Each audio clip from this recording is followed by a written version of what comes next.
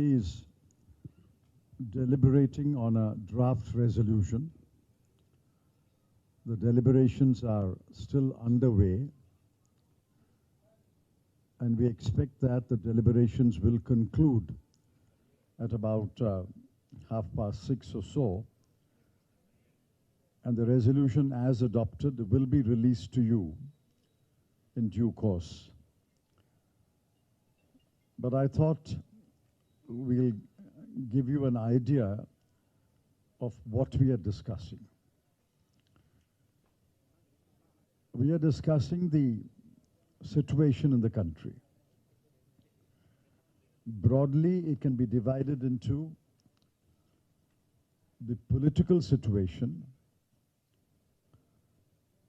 the economic crisis that the country faces, and the security threats,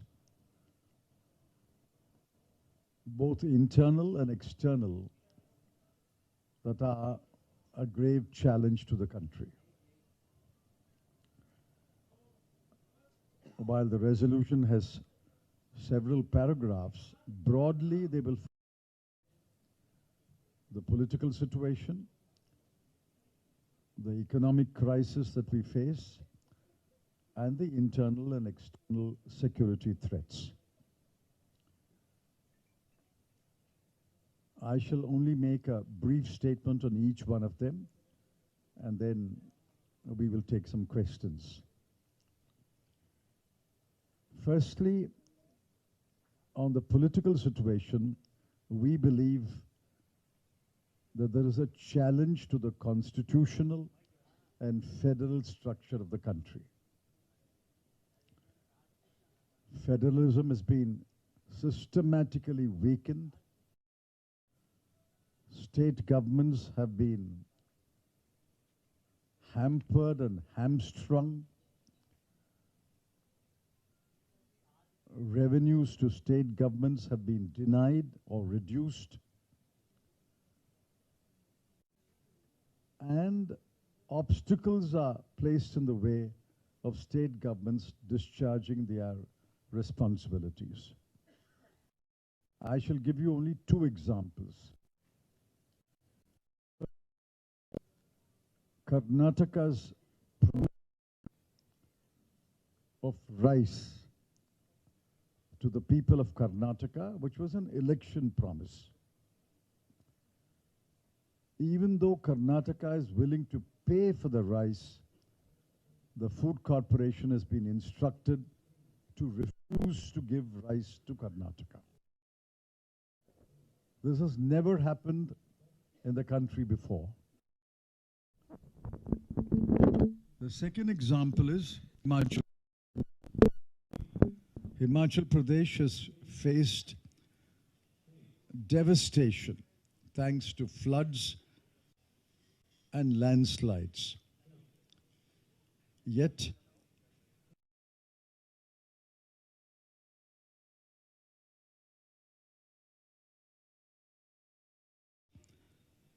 that funds are being denied to Himachal Pradesh, especially disaster relief funds. Now, even a child will know why obstacles are being placed in the way of Karnataka and Himachal Pradesh. It is only because the BJP lost the election in these two states. There are other challenges. Firstly, in Manipur, since the 5th of May, Manipur has been burning. Since the 5th of May, we have had June, July, August, September, and then we are into September another week. We are today, I think, in about 157th day. The Prime Minister has found the time to visit several countries, to make a quick dash to attend the ASEAN summit and then come back for the G8. It's startling and deeply disappointing. Not found 2 hours to visit Manipur. Minister's aircraft will take him to Manipur in about 2 hours, yet he has not found the time to visit Manipur. Except a 2-minute mention of Manipur just before the parliament session started, he has not spoken about Manipur. And what is happening in Kashmir? When Article 370 challenge is being heard by the Supreme Court, the government's lawyers and the government's officers file an affidavit and make statements that Jammu and Kashmir is returned to normalcy. What we see is far from normalcy. 3 days ago, a colonel, a major, a DSP, and a rifleman were killed by terrorists. And the next day, the government, the cabinet, and the headquarters celebrate G20 even while Kashmir is in mourning. And again, more security forces were killed. Certainly, Kashmir is nowhere near normal. Manipur is nowhere near normal. Yet the Prime Minister does not speak about it. There's a comprehensive failure of the Prime Minister and the Home Minister. I can multiply the examples of the deteriorating political situation, but I shall leave it there. Now we come to the economic situation. Inflation. The best test of inflation is whether the Reserve Bank of India will increase interest rates or maintain interest rates or reduce interest rates. For several months now, the Reserve Bank increased the interest rate, pointing to racing inflation. It has held the interest rate, but there is every indication that it will raise the interest rate again because inflation, especially retail inflation, is on many commodities either near double digit or cross double digit. Food inflation is over 10%. Even while the WPI is negative, the CPI is rising. And the government has no explanation. The government does not explain this phenomenon that the wholesale price index is falling, but the retail prices are rising. Unemployment, close to 8.5%. Exports, for the 7th month running, year-on-year, monthly exports have declined. In China, it has declined for 4 successive months. In India, it has declined for 7 successive months.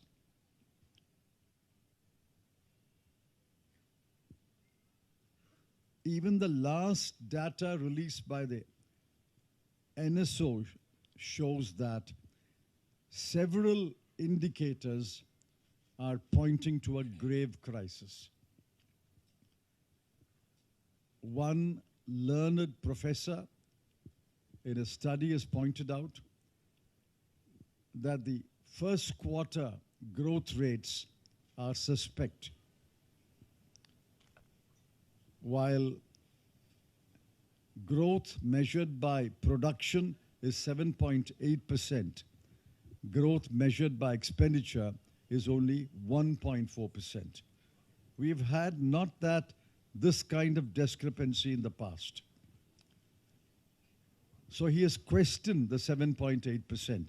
and government has come up with a lame defense yesterday, which is reported by the media.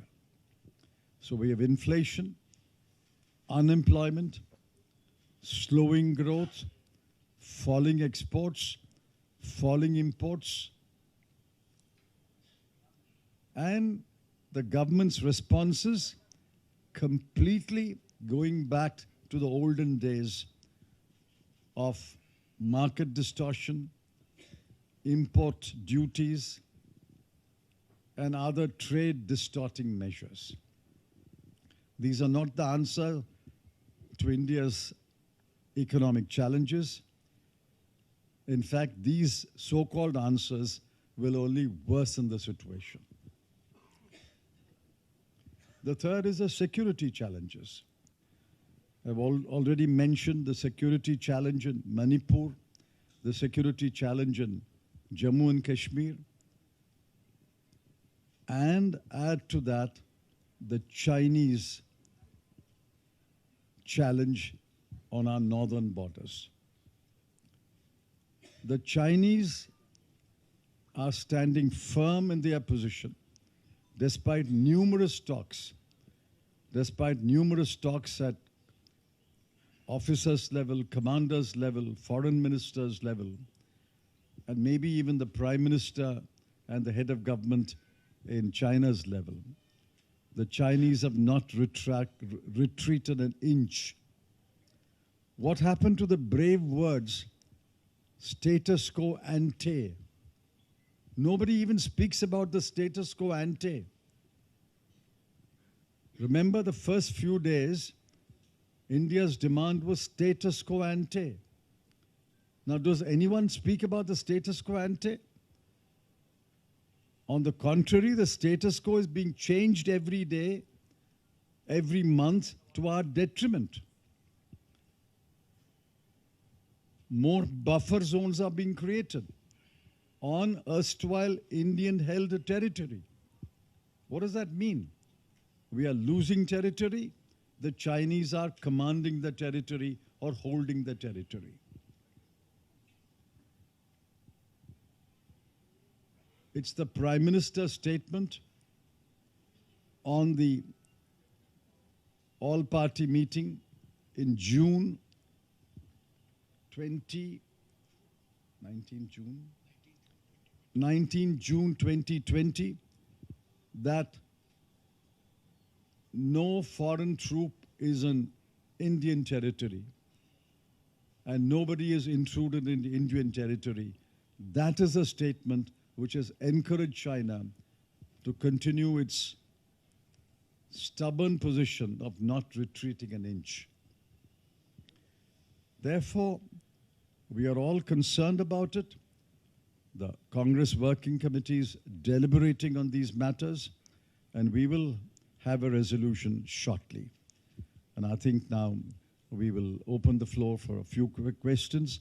If there are questions, will be answered by one of us. The floor is open for questions. इसके पहले मैं बता दूं कि Congress working committee में 3 और प्रस्ताव पारित हुए हैं. अभी तो ये मेन प्रस्ताव पर चर्चा चल रहा है, पर इस बीच 3 प्रस्ताव पारित हुए हैं. पहला शोक प्रस्ताव था केरला के पूर्व मुख्यमंत्री उमन चैंडी जी के देहांत पर.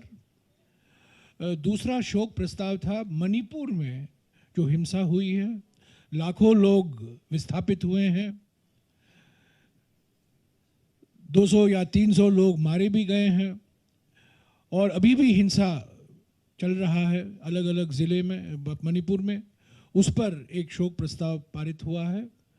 और तीसरा प्रस्ताव शोक प्रस्ताव है जो हिमाचल प्रदेश में आपदा के वजह से लोगों की जान गए हैं, प्रॉपर्टी का नुकसान हुआ है और लाखों लोग विस्थापित हुए हैं.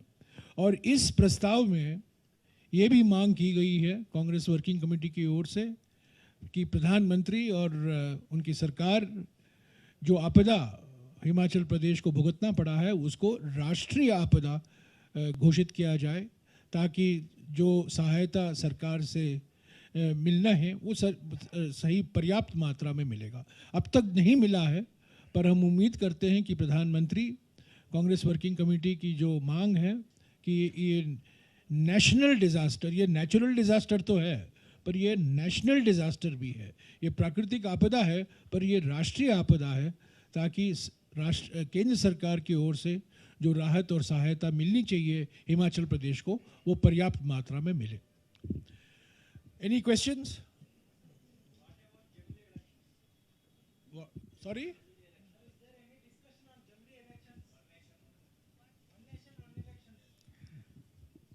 The one nation, one election is an assault on the Constitution. We reject it. It is an attack on federalism. It will require at least 5 constitutional amendments. The BJP knows it does not have the numbers to pass these constitutional amendments. Yet, if it puts forward this mirage of a one nation, one election, it is only to divert attention from the pressing issues and to create a false narrative. We reject this one nation, one election idea. So what will be your main demands, prime demands in the coming special session? What is the agenda of the present? Asking the agenda also. We have said former Congress President and the chairman of the Congress Parliamentary Party, Srimati Sonia Gandhi, has written a letter to the Prime Minister itemizing 9 items which should be discussed in this special session. We have not got a reply so far. If any of those 9 issues are included, we'll be happy, and we will certainly participate in the debate and contribute to a parliamentary discussion. But without the 9 items, what is the agenda they've got? The only agenda that attracted my attention was a bill to amend the Chief Election Commissioner and Election Commissioners Appointment Act, which is actually destroying the independence of the Election Commission.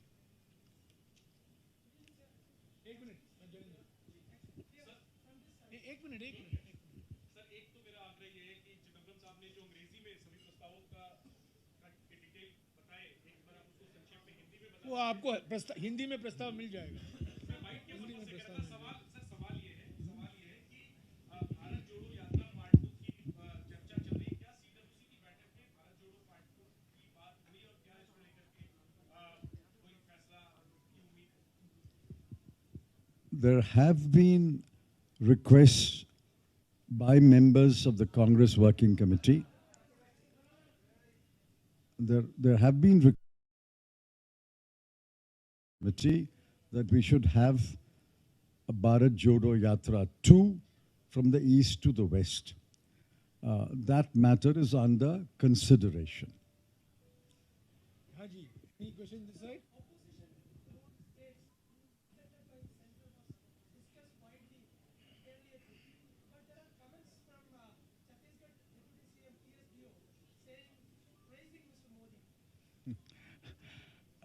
I think you've got it wrong.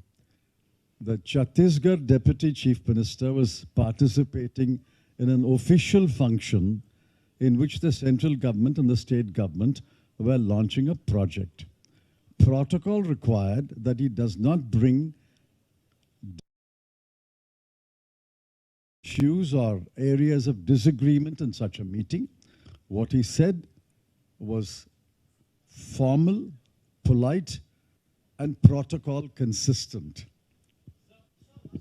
सरकारी, 1 minute, सरकारी फंक्शनों में प्रधानमंत्री जाते हैं और कांग्रेस की आलोचना करते हैं, इंडिया गठबंधन की आलोचना करते हैं, सरकारी कार्यक्रमों में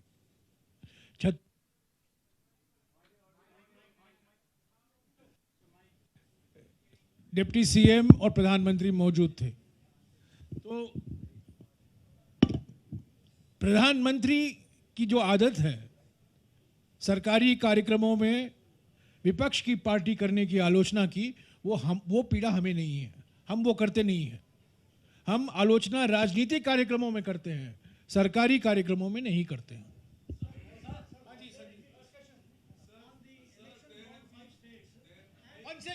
One second, one by one. I'll come back to you. 1 minute.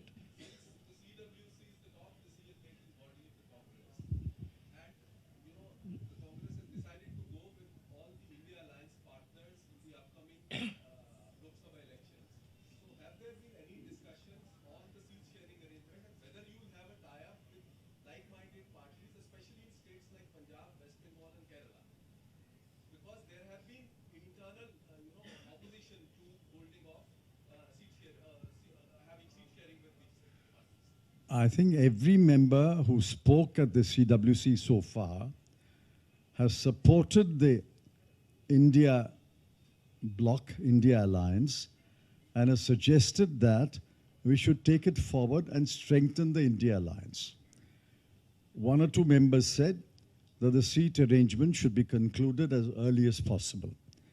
Now, the mechanics of finalizing the seat arrangements is not a matter for the CWC. It is a matter for the 14-member executive committee of the India Alliance, and I'm sure they are focusing on that responsibility and they will address that task. Haji, boliye. Yeah. Yeah, go ahead, go ahead.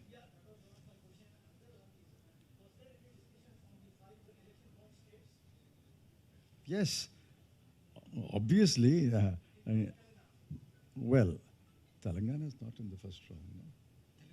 No? Telangana is among the 5 states, and the fact that we are holding a meeting in Hyderabad obviously stresses the importance we attach to these 5 state elections. Members from Chhattisgarh, Telangana, Madhya Pradesh, and Rajasthan have spoken. I think Mizoram has not yet spoken. They have spoken, and they have explained their situation in those states. And the reports are quite encouraging, and they are generally happy reports. एक minute आपको कांग्रेस अध्यक्ष का जो speech है आपको मिल गया होगा, उसमें साफ उन्होंने कहा है कि इन 5 राज्यों के बारे में चुनाव की जो चर्चा है वो कल होगी। आज वर्किंग कमेटी की बैठक है जहां राजनीतिक, आर्थिक और जो सुरक्षा से लेकर मुद्दे हैं उस पर चर्चा हुई है। चुनावी मुद्दों पर कल चर्चा होगी। हाँ जी, yes ma'am, at the back. एक मिनट एक करके। The lady, please. Come on.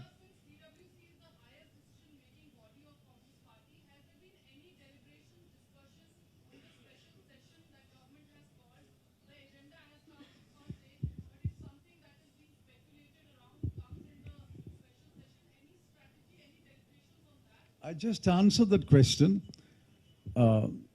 Chairperson of the CPPP has addressed a letter to the Prime Minister listing 9 subjects that we have proposed for discussion in the special session.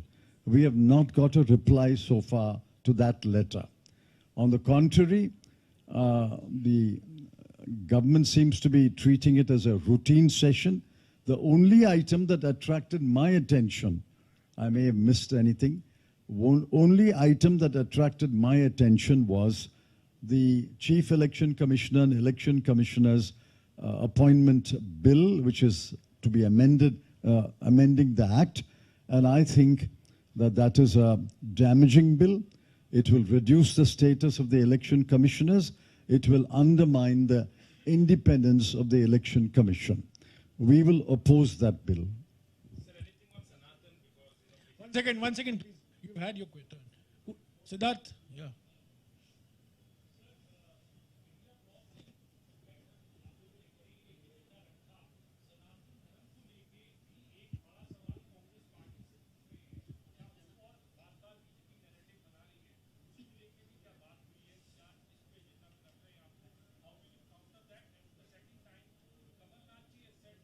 One question, please. One question. What is the question? Was there any discussion No, there has been no discussion on Sanatan Dharma. Congress president has made it absolutely clear that the Congress party is not willing to be drawn into any controversy on Sanatan Dharma. We believe that Sarva Dharma Sambhav, equal respect for all religions, and we stand by that position. That has been the consistent position of the Congress party for many, many decades, and we are not getting drawn into any controversy on that issue. इसके ऊपर Congress president ने अपने भाषण में भी कुछ कहा है. आपको मिल गया होगा कॉपी. हाँ जी, एक मिनट, जिसने सवाल नहीं उठाया पहले. हाँ please go ahead.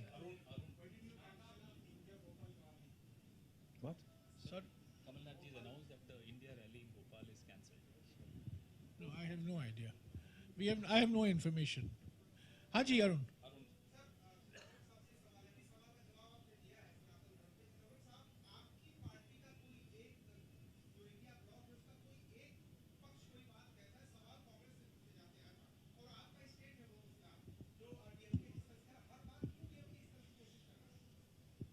I am not speaking for the DMK, but I can tell you what the DMK has said. Please note the distinction I'm making. I'm not speaking for the DMK, but the DMK has said that they are not opposed to any religion. They are opposed to the caste oppression and caste hierarchy and all that goes with caste hierarchy. Suppression of women, oppression of Dalits, and as you all well know, the impediments placed on the so-called lower caste by the caste hierarchy. So the DMK has explained, it is in that context they have mentioned Sanatan Dharma, but let me make it very clear, we are not getting drawn into that controversy. हाँ जी, और कुछ सवाल? अच्छा, Sandeep. Where is he? हाँ Sandeep.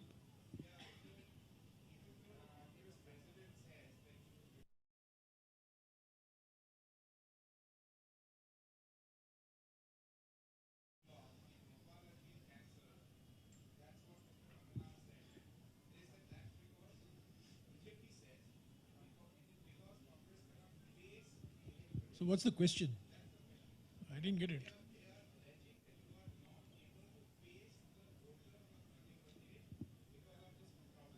We are holding a rally tomorrow in Telangana. If we are unwilling or afraid to face the people, will we hold a rally in Telangana and Hyderabad? As Jairam has already answered, we have no information about the cancellation of the rally. We will find out why the rally has been allegedly cancelled. हाँ जी.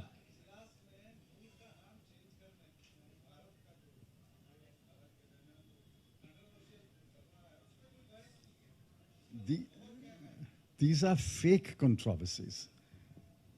Are you affected? Whether India has changed to Bharat or India has not changed to Bharat? Is your family affected? Are your children affected? Are your children's education affected? Is your health improves or health deteriorates if India has changed to Bharat? These are fake controversies. The constitution makers are far more intelligent and wise than any one of us living today. Ambedkar and his compatriots said, India, that is Bharat. We believe India is Bharat. Okay, last question. Yes, ma'am.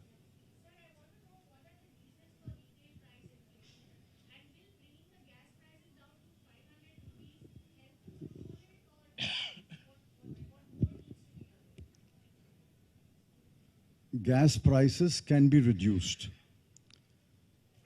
In fact, when crude oil prices and associated gas prices were far lower levels, the government stubbornly refused to reduce the prices of petrol, diesel, and cooking gas. The government profited.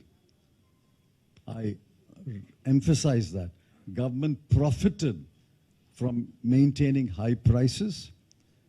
Gas prices could have been reduced. Now, if you ask me the question, by reducing it to 500 rupees, is that a real reduction? No, it may not be a real reduction, but it is a real relief to the people. It is not a reduction because the burden is borne by the government, but it is great relief to the people, and the people will be happy if gas prices are available, gas is available at about 500 rupees a cylinder. That is the logic of promising gas at 500 rupees. आखिरी question, एक minute Mrs. Gandhi made a brief statement. I'm sure the copy of the statement will be released to you. Mr. Rahul Gandhi has not yet spoken, unless he has spoken in the last 20 minutes, but I expect him to speak. Okay.